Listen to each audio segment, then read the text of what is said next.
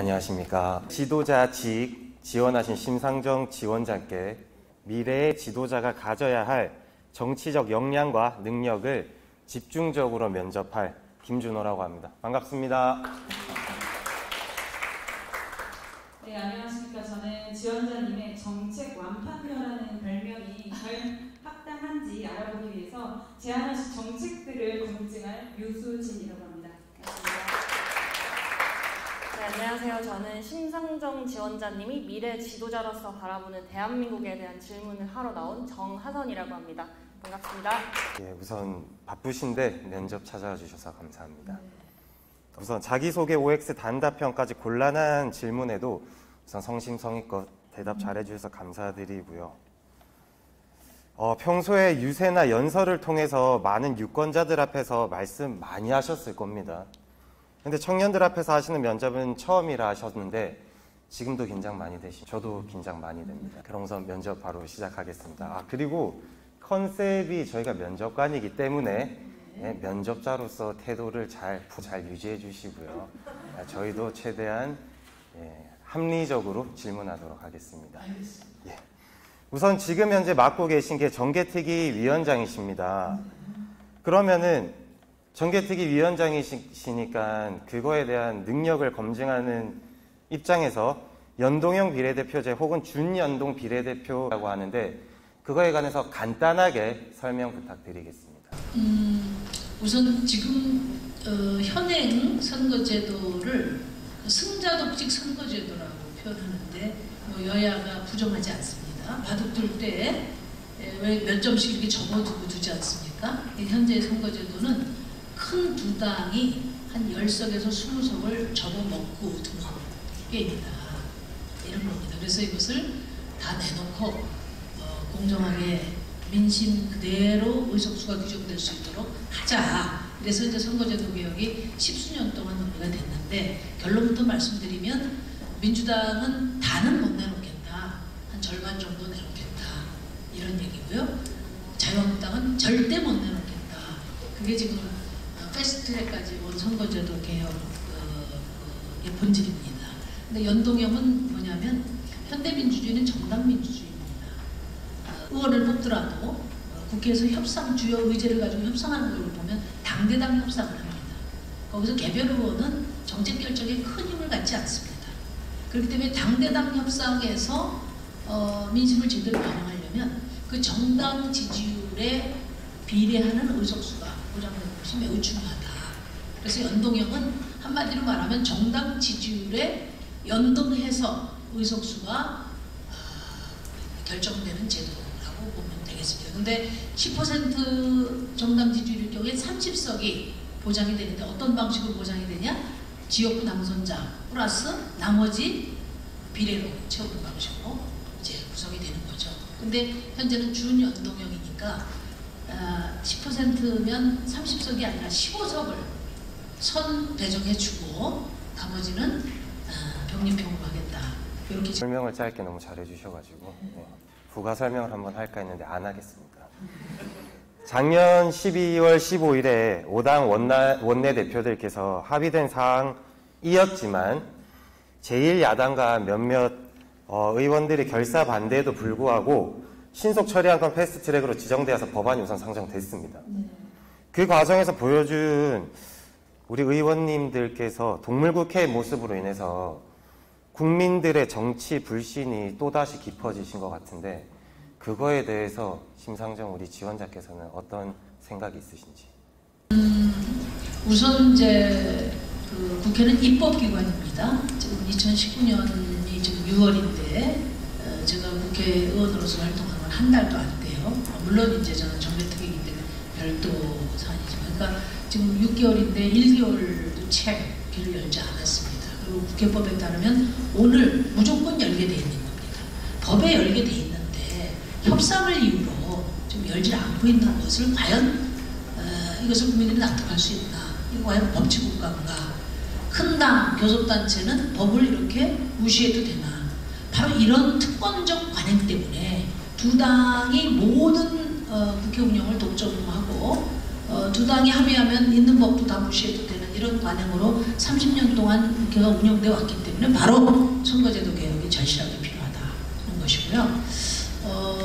패스트트랙은 그 국회 동물 국회를 선진화하기 위해서 만든 두 개의 핵심 내용 중에 하나입니다.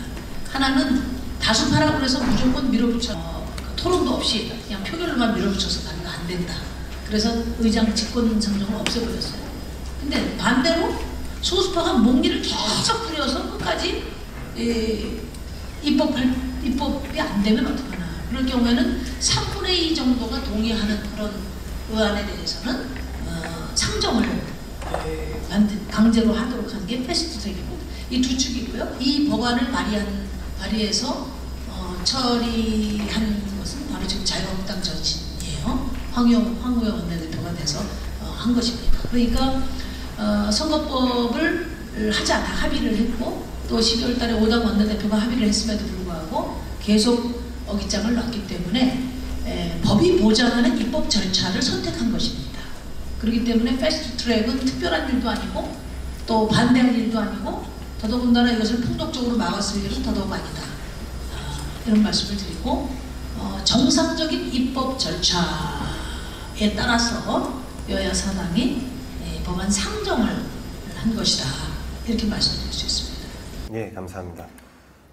사실 연동형 비례대표제를 통해서 승리한 정당은 정의당밖에 없다라는 의견 많이 들어보셨을 겁니다. 그거는 이제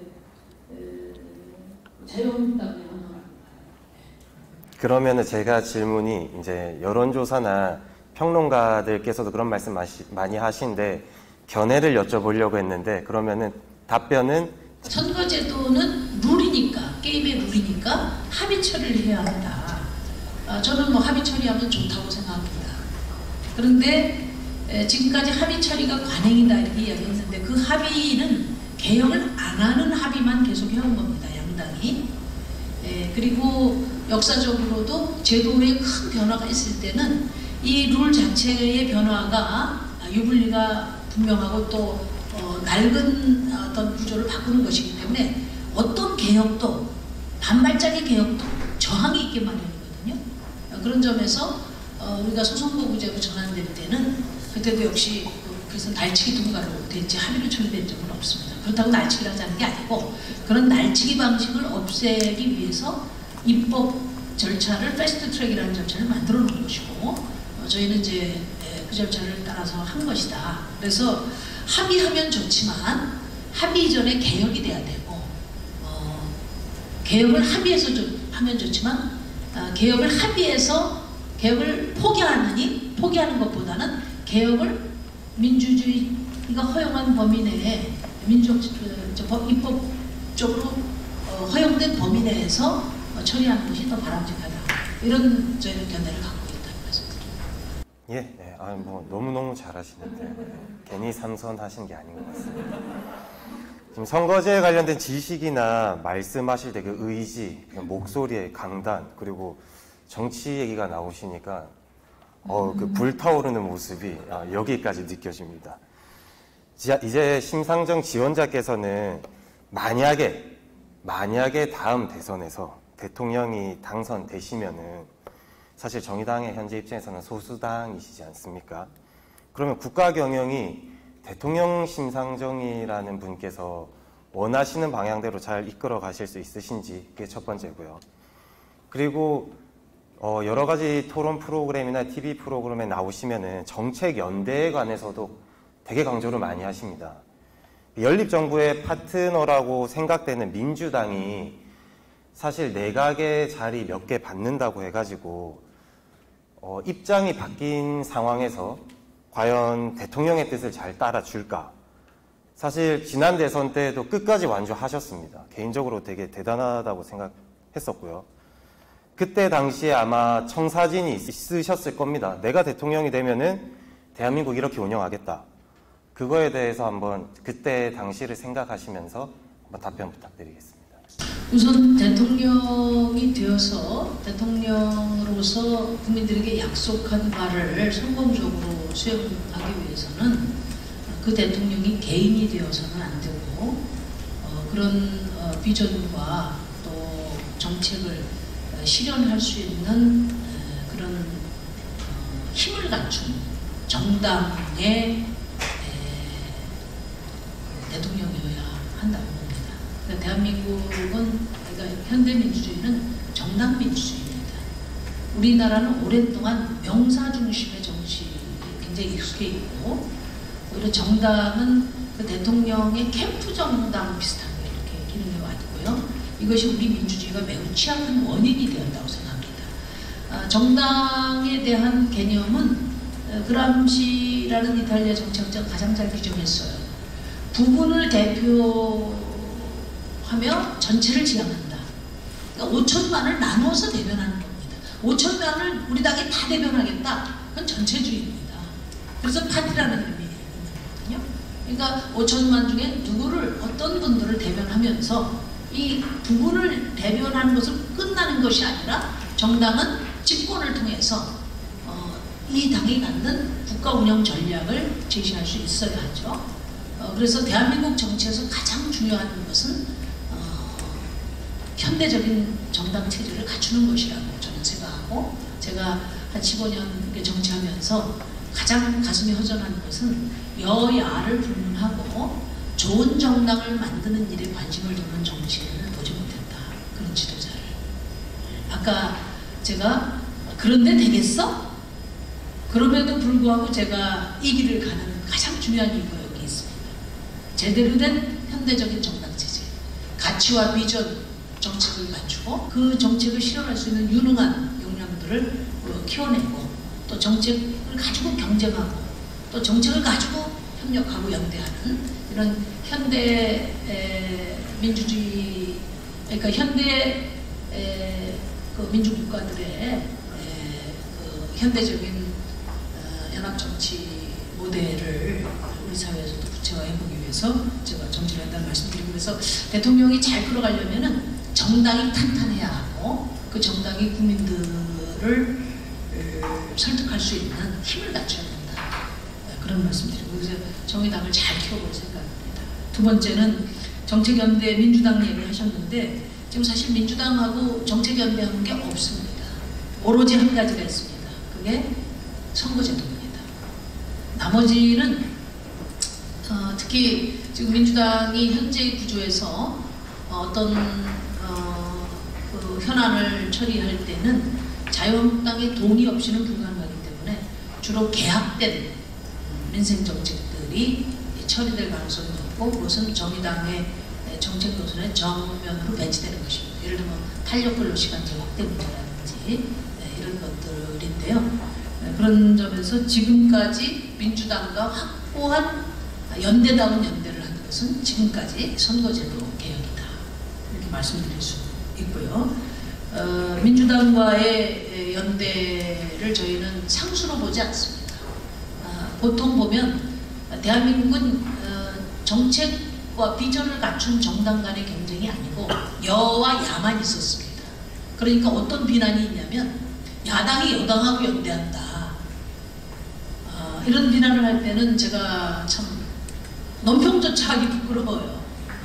여당하고 야당하고 연대를 못하는 것이 아니라, 여당하고 야당은 싸우기만 해야 되는 것이 아니라, 여당이냐 야당이냐가 아니라 가치와 비전과 정책을 중심으로 연대하고 협력하는 것이 정당 정치입니다. 유럽 같은 데도 보면 예를 들면 메르켈이 17시간 마라톤 회의를 통해서 3인당하고 특히 탈원전 이런 정책 합의를 하지 않습니까?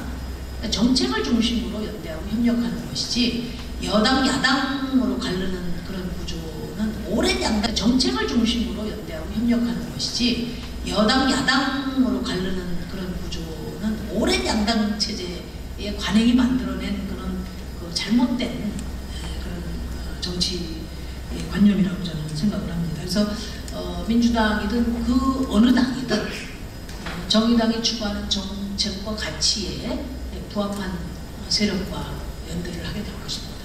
네, 감사합니다. 그러면 제 순서의 마지막 질문인데 간편하게 대답해 주십시오. 비례대표 여성 홀수번 할당제 정의당에서 시작했고 다른 정당도 지금 따르고 있습니다. 그걸 알아주시면 너무 감사해요. 별 말씀을요. 공부 많이 했습니다. 네. 좋은 공천 방법이라고 생각합니다.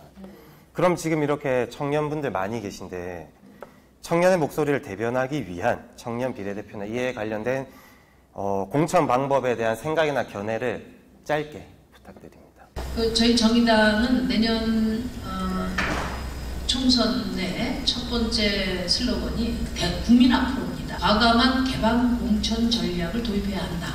이렇게 당내 저희 입장을 이야기해놨습니다. 그 중에서도 청년 공천은 개방형 공천 방법을 지금 고려하고 있다.